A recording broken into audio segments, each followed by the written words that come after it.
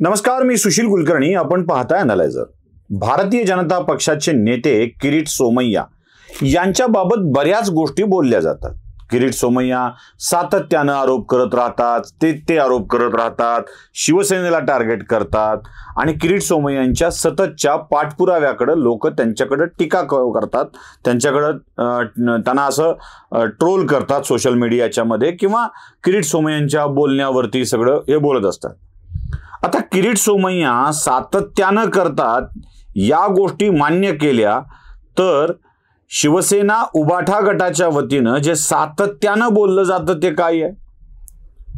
विश्वप्रवक्ते आपले सातत्यानं एक गोष्ट बोलत असतात, हे सगळं बेकायदेशीर आहे, हे सगळं अवैध आहे, महाराष्ट्राचे मुख्यमंत्री बेकायदेशीर आहेत, महाराष्ट्राचे विधानसभेचे अध्यक्ष बेकायदेशीर आहेत, महाराष्ट्राचे हे बेकायदेशीर आहेत, राज्यपाल बेकायदेशीर वागले, सगळेच बेकायदेशीर वागले. हे वाक्य सातत्यानं संजय राऊत बोलत आलेत. म्हणजे अगदी काल परवाच्या सकाळच्या प्रातर्विधीमध्ये, मी प्रेस कॉन्फरन्स हा शब्द चुकून तोंडात येत होता, ती प्रातर्विधीच, त्या कालच्या प्रातर्विधीत सुद्धा संजय राऊतांनी तेच विधान करून टाकलं. हे बेकायदेशीर आहे, हे बेकायदेशीर आहे. ऐका जरा ते वाक्य. हे बेकायदेशीर मुख्यमंत्री आहेत. 5 वर्ष काय पुढले जर कोर्टानं आणि विधिमंडळाच्या अध्यक्षानं मनात आणलं की कायद्याने वागायचं आहे, तर ते 5 मिनिटं सुद्धा त्या पदावर राहू शकत नाही. तुम्ही काय सांगता? 5 वर्षाचे बेकायदेशीरपणे बसवलेलं आहे. अजित पवार यांचं सुद्धा आमदारकी जाणार आहे. जर तुम्ही कायद्यानं वागणार असाल तर, घटनेनं वागणार असाल तर. इतके बेकायदेशीर विधानसभा अध्यक्ष देशाच्या इतिहासात झाले नाहीत. ऐकलं? हे बेकायदेशीर, ते बेकायदेशीर, यांचं काम बेकायदेशीर. मला जरा संजय राऊतांना काही प्रश्न विचारायचे आहेत. जगातले सगळेच बेकायदेशीर असतील तर तुम्ही केलेली कृत्य किती कायदेशीर होती संजय राऊत साहेब? किती कायदेशीर होती? चला मी जरा तुम्हाला एक हे दाखवतो जे किरीट सोमय्या सातत्यानं मांडतात. एक कंपनी स्थापन झाली आहे लाईफलाईन नावाची, ज्याच्यावर आपण बराच काळ बोललो. या कंपनीची स्थापना आहे 26/6/2020 म्हणजे अग्रीमेंट केलाय, करार केलाय, बॉन्ड केलाय तो 26/6/2020 ला. आता यात काय बेकायदेशीर? कायदेशीर आहे. एक कंपनी लाईफलाईन नावाची कोविड सेंटर चालवण्यासाठी स्थापन करण्यात आली. या 26 जून 2020 ला स्थापन झालेल्या कंपनीला कंत्राट कधी मिळायला हवं? 27 ला, 28 ला, 29 ला ना, 26च्या पुढे मिळायला हवं. या कंपनीला कंत्राट मिळालं 22 जूनला. म्हणजे ईश्वरानं स्वप्नात येऊन साक्षात्कार दिला की ही कंपनी स्थापन होणार आहे, या कंपनीला काम द्या. आता त्या ऑर्डर दाखवतोय, ऑर्डरची तारीख आहे, नीट बघा. आता दोन्ही गोष्टी जवळजवळ दाखवतोय. ऑर्डर आहे बघा, तारीख बघा, त्यावरती राऊंड आहे, कंपनीची डेट बघा, त्यावरती राऊंड आहे. हे कायदेशीर होतं संजय राऊत साहेब? याला कायदेशीर म्हणतात? मग हे असे घोटाळे करणं, अशा गडबडी करणं, तुम्ही सरकार असताना बेकायदेशीर कृत्य केली होती, तेव्हा तुमच्या सरकारने केलं ते काय होतं? बरं, ते अजून एक कायदेशीर कृत्य, याला किती कायदेशीर म्हणायचं मला माहित नाही, मी यावर बोललोय. खिचडी घोटाळा झाला होता, खिचडी घोटाळा. त्याची कंपन्यांची नावं आणि आकडेवारी पण मी तुम्हाला दाखवली होती, बघितली. म्हणजे कुठल्या कुठल्या कंपन्यांना वाटप केलंय, काय काय झालंय.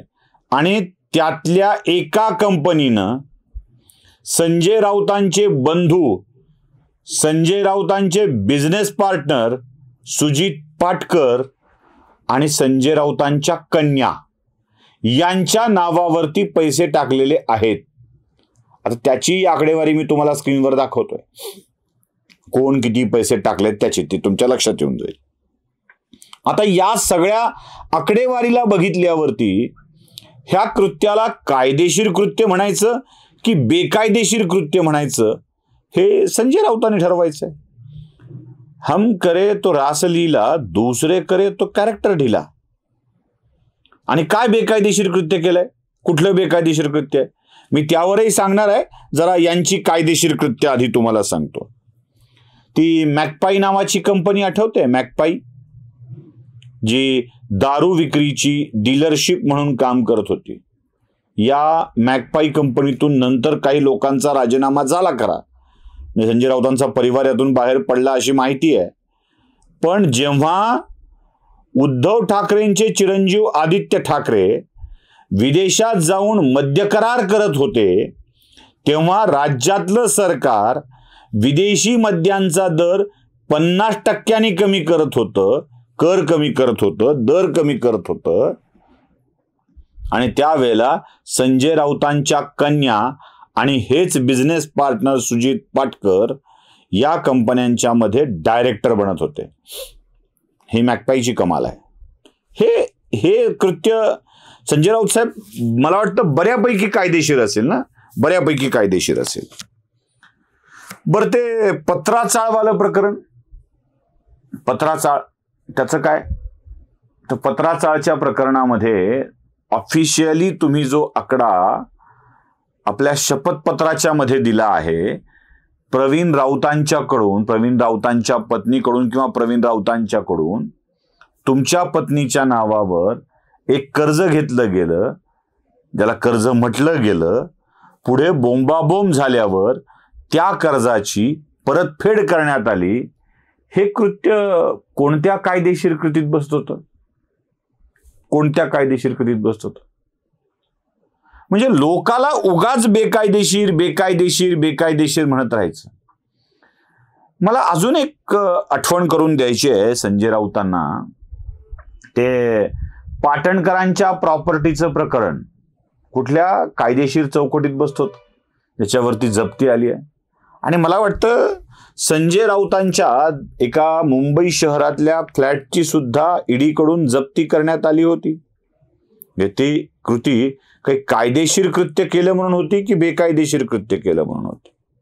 आपण ज्यांना नेते समजता त्यांच्या अलिबागच्या कोर्लई गावातील जमिनी संबंधीचा, बंगल्या संबंधीचा विषय तो कायदेशीर कृत्यामध्ये होतो की बेकायदेशीर कृत्यामध्ये होतो?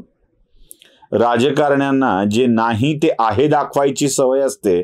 स्वतःची नसलेली प्रॉपर्टी आहे म्हणून दाखवून त्याचा कर भरून त्याचं अस्तित्व दाखविणे आणि नंतर बांधकाम करून घेण्यासाठीचा फायदा करून घेणे, हा प्रकार कशात होता? बरं, ही प्रॉपर्टी कोणाकडून घेतली होती? कोणत्या अन्वय नाईक नावाच्या व्यक्तीकडून घेण्यात आली होती? त्याच अन्वय नाईकच्या प्रकरणामध्ये पुढे याला कसं गुंतविण्यात आलं होतं? जरा काही आहे आठवण? याला कोणत्या दृष्टीनं कायदेशीर कृत्य म्हणायचं? आणि संजय राऊत दुसऱ्यांना बेकायदेशीर सिद्ध करता येत आहे. म्हणजे मुख्यमंत्री काय बेकायदेशीर आहेत, हे काय बेकायदेशीर आहे, ते काय बेकायदेशीर आहे. हो, तुमच्या मुख्यमंत्र्यांना आपलं बहुमत सिद्ध करता येणार नाही याची जाणीव झाल्यानंतर, होय पळपुटेपणा म्हणतो मी, उद्धव ठाकरेंच्याच भाषेत होय पळपुटेपणाच म्हणतो मी, तो पळपुटेपणा करून त्यांनी राजीनामा देऊन टाकला आणि त्यानंतर सरकार सत्तेवरती आलं एकनाथ शिंदेचं. बेकायदेशीर कसं झालं? बरं, विधानसभेच्या अध्यक्षाचा राजीनामा भाजपनी नाना पटोलेंच्या मागं लागून नव्हता केलेला. तो नाना पटोलेंनी स्वतःहून दिलेला आहे काँग्रेसचा अध्यक्ष व्हायचं म्हणून. यात काय बेकायदेशीर कृती आली? विधानसभेच्या अध्यक्षाची निवड करणं आंतरविरोधामुळे तुम्हाला जमलं नाही, तुम्ही ती करू शकला नाहीत. यात काय बेकायदेशीर कृती आली? रिक्त असलेल्या पदावर नार्वेकरांची निवड केली गेली, यात काय बेकायदेशीर कृती आली?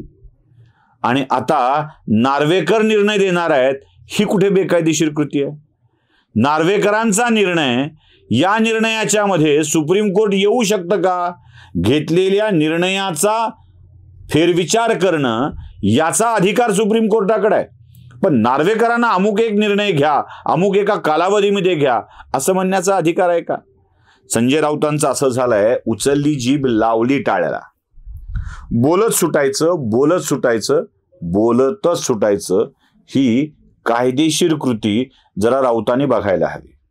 मध्ये ते मुलुंडमध्ये गुजराती मराठी वादामध्ये एक घटना घडून गेली आणि त्या गुजराती मराठी वादाच्या घटनेमध्ये एका महिलेला गुजराती लोकांनी ऑफिसला जागा नाकारली असा प्रसंग होता. त्यावेळी मराठी माणसांच्यावरती किती आवाज होतोय, किती अन्याय होतोय बेकायदेशीर सरकारकडून, हे किती बेकायदेशीर कृत्य आहे हे संजय राऊत सांगत होते. राऊत साहेब, मराठी मुलीवर अन्याय झाल्याची ओरड करणं आणि त्या कृतीला बेकायदेशीर म्हणणं आणि त्यावर आपण बोलणं हे कितपत योग्य आहे? स्वप्ना सुजीत पाटकर, अजूनही सौभाग्यवती स्वप्ना सुजीत पाटकर या आपल्या बिझनेस पार्टनर सुजीत पाटकरांच्या सुविद्य पत्नी, अजूनही केस कोर्टात चालू आहे, ऑफिशियली घटस्फोट झालेला नाहीये, या आपल्याशी फोनवर संवाद साधत होत्या. तिथे मुलुंडमध्ये गुजराती माणसानं मराठी माणसांना अलाउड नाही आहे, जो करना है कर लो असं तो माणूस उद्दामपणे बोलत होता. त्याचा इतका राग तुम्हाला आला आणि स्वप्ना सुजीत पाटकर, डॉक्टर स्वप्ना सुजीत पाटकर या महिलेला आपण ज्या भाषेत बोललात ती कृती कोणत्या कायदेशीर व्याख्येमध्ये बसत होती? म्हणजे उठायचं आणि बोलायचं, उठायचं आणि बोलायचं, एवढाच धंदा राऊतांच्या मागे लागलाय. मी आत्तापर्यंत राऊतांच्या वरती बोलणं थांबवलं होतं, पण ज्या पद्धतीनं राऊत पुन्हा बोलायला उठलेत रोजच्या प्रातर्विधीला, त्या पद्धतीनं मलाही हा संध्याकाळचा विधी उरकून घ्यावा लागतो आहे. त्यामुळंच हा सगळा विषय आपल्यासमोर मांडतोय. आता तरी राऊत कायदेशीर भाषेच्या बाबत काळजीनं बोलतील एवढीच अपेक्षा व्यक्त करतो. नमस्कार.